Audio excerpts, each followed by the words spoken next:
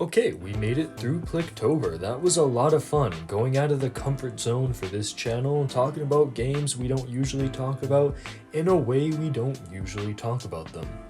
Now that I committed to making a series though, I figure, you know what, let me take it easy, let me make a video that I want to make, something that's just fun.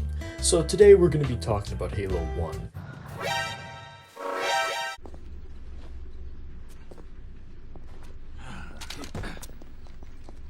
Okay, fine, we're gonna talk about Metal Gear, alright? What's up guys, it's Bliskin here, and today we're going to be doing a big video, a big idea. Something that's very easy for me to make, but at the same time so difficult, because when you talk about what Metal Gear Solid game is the best, there's just so many different things to look at. Of course, if you ask David Hayter and the majority of the fan base, they'll all tell you that Snake Eater is their favorite. Down easy. Some people really like Metal Gear Solid 1, some people really like Metal Gear Solid 5. It's very difficult to just rank this shit when there's so much subjectivity in it. So today, before we even begin, I want to just kind of set a criteria for how this video is going to be based and how we're going to be rating these games in accordance to this criteria to try to make it just a little bit more objective. So before we start, let's start talking about what makes a good Metal Gear Solid experience. Now, I've gone through and I've played all the games, well, and I never really stopped playing all the games, so I've just kind of taken some time and identified the things that I really like, or the things that tend to stand out and really characterize Metal Gear. What differentiates it from something like Call of Duty or Splinter Cell or something like that? And I identified a couple key points. The first point is that it's a stealth experience first, with some combat set pieces.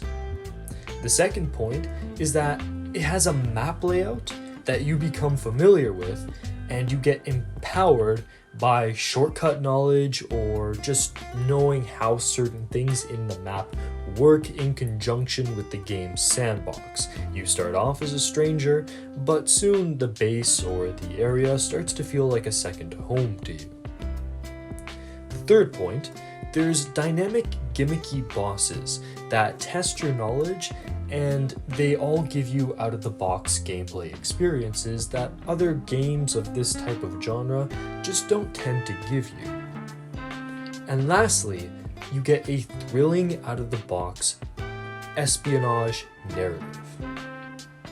So with those points in mind, let's talk about 3 Metal Gear games that I feel embody this best. Each and every one of the games that I mention here are going to be considered good games. Just because something ends up at the bottom of my list doesn't mean it's a bad Metal Gear experience. We're looking at the cream of the crop. If you've never played the franchise and you just want to play one of these games, you will get the best Metal Gear experience you can possibly get. However, I feel like some outshine others. They're all S tier, but some slightly nudge up above. So with that in mind, let's talk about the game at the bottom of our list. Coming in third place, we have Metal Gear Solid 3, Snake Eater. You know what? Fuck you. Now again, a lot of people are probably going to be pissed off to hear that because this is everyone's favorite, Snake himself included. And I understand why. But there are things that hold this Metal Gear experience down in comparison to some of the others. But first, let's talk about the reasons why this game is so great, just so you don't think I hate it. First off, you get dynamic sandbox interactions with the animals, with the plants, with the guard shacks that you can destroy that influence how much food the guards have or their weapons, and then with the guards themselves. There's so much you can do with these guys in regards to wounding them, interrogating them, starving them, feeding them, weakening them, confusing them, throwing animals at them and seeing how they react. They are never not fun to play with. Sniping in this game is definitely improved, and that was a major weak point of the Metal Gear series up until this point. It gradually escalates in scale. You start off sneaking your way through swamps and dank forests and jungles. You work your way up a mountain through tunnel systems. You have to infiltrate a base. Then there's these huge escape sections off of waterfalls, and you're back in the base blowing it up. It never feels boring because you always feel like you're pushing forward. And this is something that not just Metal Gear games, but a lot of games generally struggle with. Think about how many games you've played that you've enjoyed, but they have that one part where it just drops off in comparison to everything else. Snake Eater doesn't have that. This thing is just good all the way through. You get a lot of good, unique set pieces. For example, dark caves that play with darkness and having you, survive and navigate your way around when you can't really see that well. There's disguise segments in which you have to infiltrate an enemy base right under their noses. Nothing's more tense than walking directly in front of your enemy and hoping they don't see through your disguise. There's various environments to sneak through. Again, there's so many sections that constantly feel like they're escalating, but you get sections where you're underwater, so you have a whole bunch of different gimmicks and mechanics that have to deal with water. Of course, you have the mainstay, which is the jungle. Then you have desert environments where the script gets flipped on its head. Every environment has to be tackled a certain way and has camouflage that goes along with it. It's just all of the game systems are constantly intertwined. It's kind of like if you remember when I was talking about Breath of the Wild and how it does that. Snake Eater is another game that does this excellently. The game has apex boss fights, some of the best in the series. The Fury, Vulcan, the Fear, and the Sorrow each throw unique experiences at you with their own gimmicks and challenge you either in combat or in stealth. And sometimes, in the case of the Sorrow, neither, and they do something completely different and fourth wall breaking. And that is amazing. Every time it's a joy to play through. It never feels repetitive because the gameplay loop and the boss loop is just so tight. Of course, to top this all off, you have a strong narrative. Ocelot is so much fun all the way through. The relationship between the boss and Snake is endearing all the way through, and it's fun seeing how that ends off, where it comes from, and all of the dynamic elements to that. And then of course you have the codex. You have perhaps one of the best codec crews in the series here, with Sigint and Paramedic. If this game is so good, why is it at the bottom of your list? Well, there's a lot of cons to talk about here. First off, and this is something that applies to a lot of Metal Gear games, but the controls.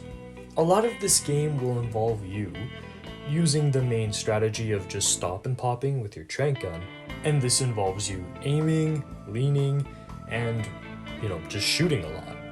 However, the pressurized controls are not really reliable, especially if you're used to modern games that don't use that. It's a huge hiccup to get through. And even once you're experienced, you might get used to the CQC and how that works, but it's totally normal for an experienced Snake Eater player to have the perfect shot lined up, only to have the pressure pad release it, and then you have to, get your sights aligned all over again. So the controls are definitely a detriment here. There's a lot of sandbox weaknesses. There's a lot of good points. For example, the M37 shotgun is perhaps one of the best balanced shotguns in gaming. However, the MK22 Hush Puppy trank pistol is overpowered and overshadows a lot of the other weapons in the sandbox. There's a lot more weaknesses here, and I've gone over it in other videos, so I won't go into detail. However, this is one of those games where there are clear strategies that work better than everything else, and then there's other strategies you can use to intentionally handicap yourself. Eva is really annoying as a character. I mean, I understand what she's trying to do with the whole femme fatale thing, but it just doesn't work for me. And there's so many other more interesting characters in Snake Eater that don't get as much of a spotlight, a paramedic, because Eva exists. There's no extra modes in this game. There were some planned, but they were cut.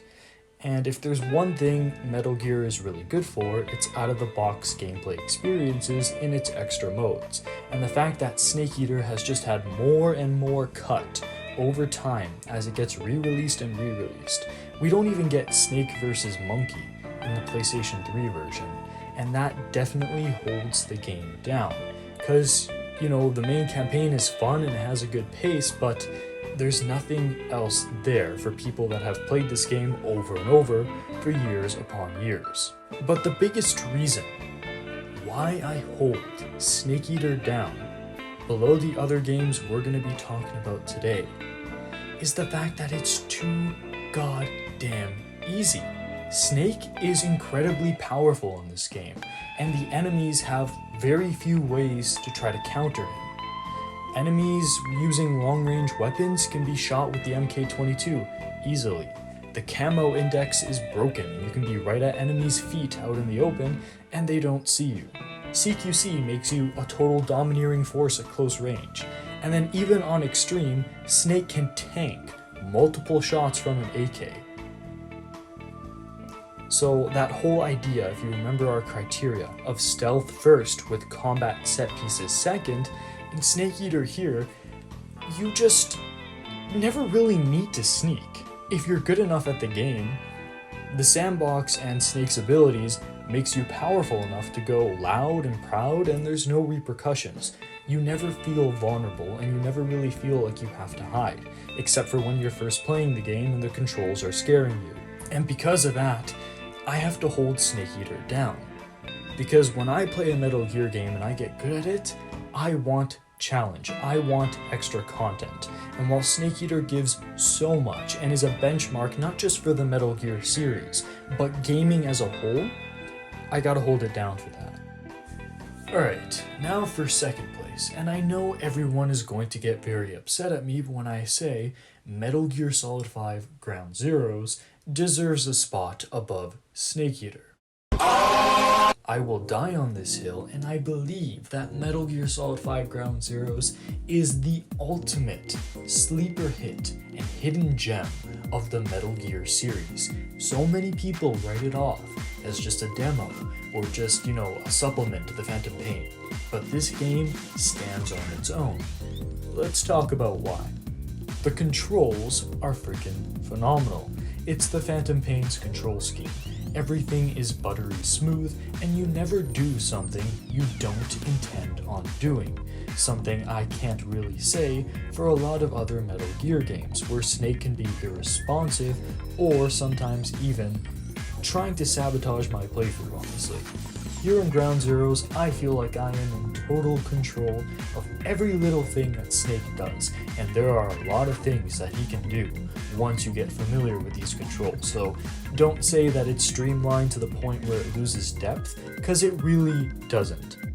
Another thing that Ground Zeroes has going for it is the single base layout. Remember when I was talking about before about how a map layout that you become familiar with and empowered by as you get to know it? Ground Zeroes is all about that. Camp Omega is a true Metal Gear base. It's got everything. The tighter security buildings, the outdoor areas, the prisoner centers, the areas where guards chill out, the airstrip that's wide and open, sewer tunnels that are dense that you can use to sneak through. There's so much here to pick out, and in every single mission that you can play in this game, there's more and more secrets to find, whether that's hidden conversations, cassette tapes, hidden weapons. It's a joy to get to know this base over and over. The game executes an effortless, darker tone, so in terms of the thrilling out-of-the-box espionage narrative, this game delivers. How many games have you playing as a mercenary, infiltrating a US base, killing or subduing US soldiers to try to hide the fact that he has, hiding a nuke from the UN? No game would ever try to depict that because they'd be too worried about pissing people off. But Metal Gear can just do this so easily because we all know Big Boss and we all love him. And we all know this series isn't propaganda for one side of the political spectrum or the other. It just does what it wants with its story. And it gives you something completely different. Even Metal Gear Solid 5 goes with the more traditional, your enemies are mercenaries and Russians, but Ground Zeroes gives you something completely different. There is replayability in this game in copious amounts, and tons of unlockables. Now, of course, you have all these standard like side missions that have, assassinations, rescues, interrogations, sabotage, but then you also have missions like Deja Vu, which gives you a completely different objective with trying to recreate scenes. So you're kind of trying to frame the screen exactly how you need it to recreate an image that you have, and it gives the sneaking a whole nother feel. Not to mention that you can unlock the Solid Snake costume and, turn the entire base into a snow-ridden island with genome soldiers and everything. And also, I have to say, this is the only time we've seen snow in the Fox engine, and even though it's not really falling on the ground because this is just like an extra mode, it's still really cool. But then even in this mission here, you have tons unlockable Easter eggs, like the little names that you can erase. You have the DARPA chief that you can find in this mission. You can find Johnny shitting in a little porta potty. Someone's in the outhouse. Some soldier with stomach trouble? I think he's gonna be a while. Better leave him alone. There's just so much in here, and it's so freaking cool. Then of course you get that quiz at the end of it, which throws a whole different kind of gameplay. Trivia is something that Metal Gear's never really done. You're just constantly doing something new, and Deja Vu is a good example of that. But then of course you have Heimas Vu, where you play as Raiden, and this is a much more straightforward combat mission, showing that combat is possible in this game. And it's really fun when you're playing as Raiden to go around and hunt down these body snatchers, and it does cool things with the scanning mechanic. It's really freaking good. There's unlockable costumes, there's details in the base, and even though you have some combat-oriented missions like the prisoner rescue and then the Raiden missions, the game is stealth first, going back to our whole criteria there. Looks like that's nothing special.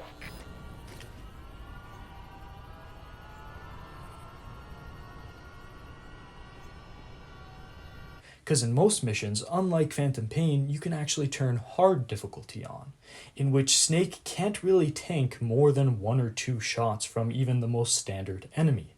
This makes you feel vulnerable, this makes you feel the need to sneak, and the sneaking feels better because of this. And while you can't, pick up a snake and throw it at an enemy like you can in Snake Eater, there's still a lot of interactions with the base. You have the power outlets that you can turn off, you have the AA guns that you can destroy if you want to prep for a helicopter assault, and the prisoners. Oh my god, the prisoners in this game feel like side characters in of themselves. When you're picking up and carrying them, they'll talk to you. They'll share their stories, or they'll share their fears, and it makes you feel like you're not just carrying another statistic like you are in Phantom Pain, you're carrying an actual person.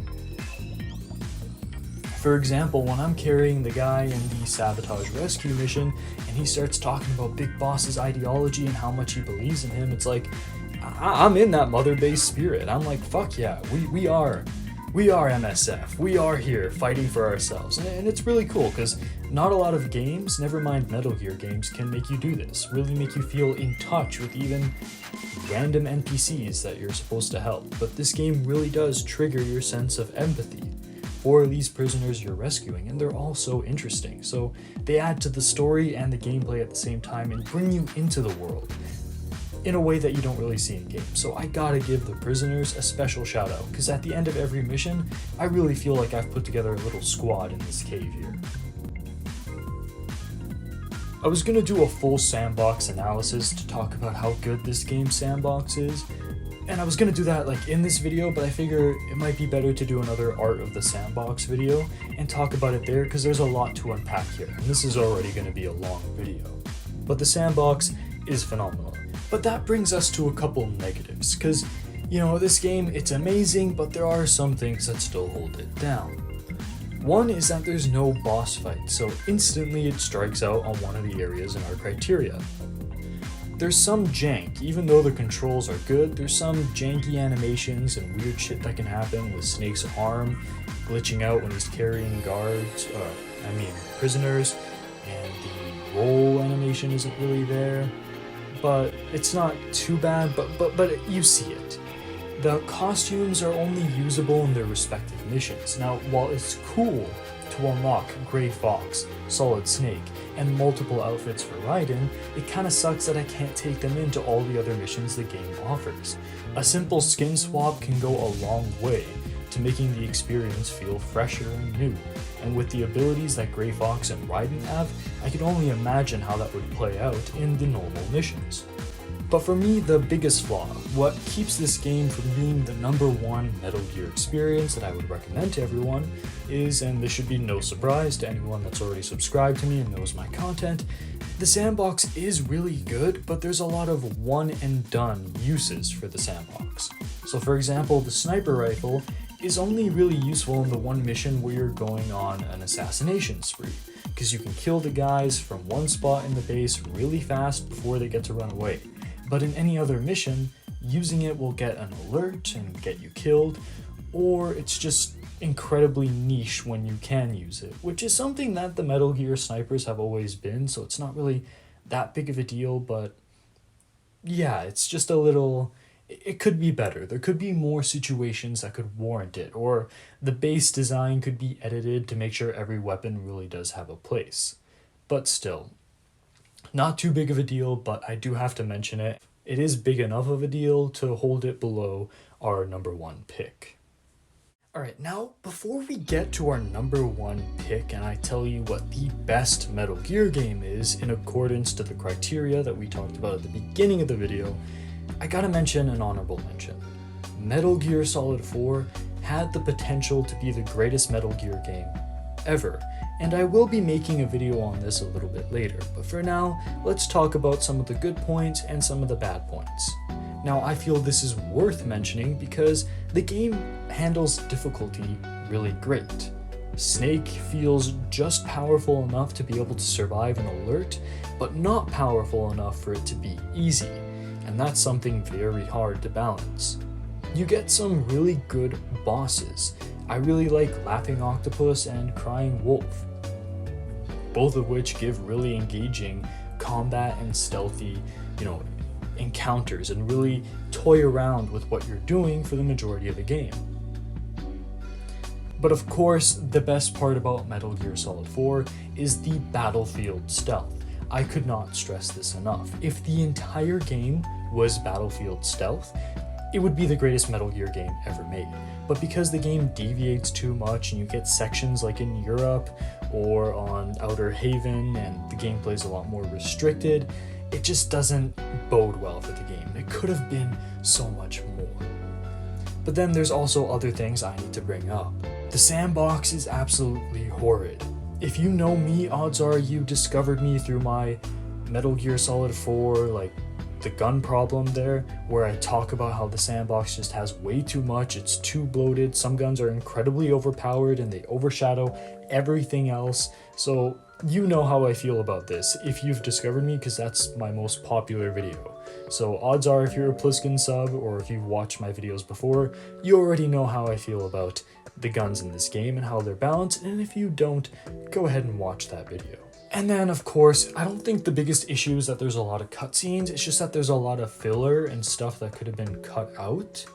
Like the whole marriage scene between Meryl and Johnny, and all that stuff was just okay, and there's certain characters that could have been so much more. But again, I'm going to be making a video talking about how to fix Metal Gear Solid 4 on the whole, and I'll probably upload it towards the end of this month, maybe in December, but it is coming. Now here we are, the #1 spot. What could be the game that I hold above every other Metal Gear game? The one game that I would want not just new players, but hardcore Metal Gear Solid fans to go back to again and again to experience everything that Metal Gear is about, everything that makes it great. Well, that's really fucking easy. Metal Gear Solid 2 takes the cake hands down. Now, of course, when I say this, while I love the plant section and feels like it does a lot good, what holds the game over Snake Eater and over Ground Zeroes and over Metal Gear Solid 4 is a lot of what we see in the tanker mission. So let's talk about that. You always feel underpowered because your enemies are strong and your weapons are always weak. Even when you find weapons to fight back, you never get enough of an edge to fight more than 1 or 2 enemies at a time. The level design is frickin' perfect, with multiple infiltration routes and set pieces to make it interesting on repeated playthroughs, and fun to master. On that note, the replayability is also boosted by Easter eggs and details, and new weapons and items and cosmetic stuff that you can unlock when you play it over and over. But here's the thing, right? Because the tanker is freaking amazing, and I've talked so much about this, but everything that I feel is underdeveloped in the tanker is explored in the game's VR. So for example, there's areas that use darkness and flashlights, but it feels a little underbaked. I can go into the VR mode and play an entire level designed around fighting enemies in the dark. There's a lot of areas where you can climb and use the whole grip mechanic to make your way across certain zones, but it's really hard to level it up in game. But there's entire levels in VR built around leveling that up, and platforming in general. It's amazing. With VR, you get a load of bonus modes, campaigns, challenges, you get story modes, you get crazy, fun gimmicky modes, like anything you could want that could be done with this game, in this engine, with this sandbox, is done in the VR modes. Yeah, besides that, you get some great camera work. The game still uses like the, not necessarily fixed camera, but it's static in the sense that you don't have control over it, so the angles that the developers chose for the stealth and for traversal are always great, because they choose how much power you feel, and that ties into the whole stealth mechanic. In the same way survival horror games use this to make you scared, Metal Gear Solid 2 uses this to make you feel like you need to take your time, like you need to plan your move, like you truly are outgunned. And then of course, I'm talking about the VR missions and the tanker when I'm bringing this up, but the Big Shell also has a really good base design. And I've made entire videos in the past, so go ahead and watch my Metal Gear Solid 2 reviews to get a little bit more details. But yeah, we're going to be talking about this sandbox, like Ground Zeroes, in more detail in the future, so look forward to that. Of course, there are some, negatives. You have minor sandbox imbalances in the main game, specifically the RG6 and the redundant ARs. Again, that's more the plant chapter. There's too many codecs, again, plant chapter, and I know that's by design, but goddamn, just let me play the fucking game. And this also has some of the weakest boss fights in all of Metal Gear. Not Olga though, I really like Olga. She's like a better Ocelot fight in the sense that, you only have the Trank gun, and this is still at a point in Metal Gear's history in which having a Trank gun and going up against enemies with real guns still feels like a weakness in combat. So you have to sneak around and try to get the drop on her, and especially if you're playing this game on, extreme, she can one-shot you because she's using actual bullets. So even the boss fight toys with this idea of having to sneak because you're underpowered, and I really like that. So that's my list on the best Metal Gear experiences, and therefore the best Metal Gear Solid games that you can play. Again, we talked about what made these games great and what put certain games above the others.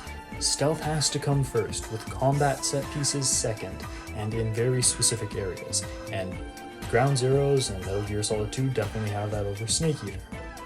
A map layout that you become familiar with and get empowered by, Ground Zeroes, Snake Eater, and Metal Gear Solid 2 all have that down pretty well. Dynamic, gimmicky bosses that test your knowledge and give you out-of-the-box gameplay, Ground Zeroes fall short, but 3 and 2 come out on top there. And a thrilling out-of-the-box espionage narrative is something that you can find in all of them. But again, Metal Gear Solid 2 takes the cake just because the tanker is so tightly balanced, and everything that you wish they did in the tanker, you can experience in VR. But what do you think? I know a lot of you are just going to get in the comments and be like, Metal Gear Solid 2 is actually retarded and Snake Eater is the best game ever, and I mean, sure, go ahead. That's why I put the criteria. I'm not telling you what to like, I'm just thinking in my head what makes a good Metal Gear game, and then rating them. And honestly, again, Snake Eater, Ground Zeroes, and Metal Gear Solid 2 are all apex games, and every single one of them should be considered a masterpiece. But have I changed any of the ways that you think, or have you learned something from this video, or fuck it, do you just want to disagree with me? If you do, go shoot it in the comments. Anyways, this has been Pliskin. I hope you guys enjoyed a Metal Gear video. Sorry I haven't posted one in a while. I'll see you guys next time. This is Solid Snake. Hey, subscribe to Pliskin Boy. God damn it.